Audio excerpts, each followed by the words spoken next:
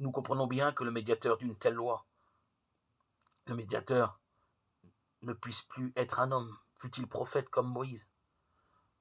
Seul un médiateur qui soit en même temps Dieu et homme peut agir au cœur même de l'homme.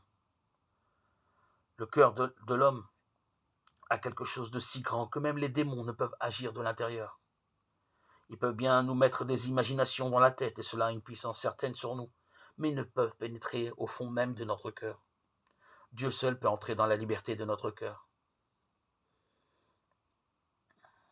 La manière du Sinaï est la manière de l'Alliance nouvelle. Il y a deux manières de communiquer un ordre à quelqu'un.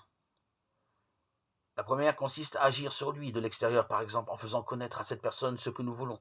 C'est une manière dont l'homme peut user, et c'est ainsi que fut communiquée la loi de l'ancienne alliance au Sinaï. La seconde manière consiste à agir de l'intérieur même de l'homme. Et ceci est le propre de Dieu. Et c'est ainsi que fut donnée la nouvelle alliance, parce qu'elle consiste dans le don de l'Esprit Saint, celui que nous avons tous reçu à notre baptême.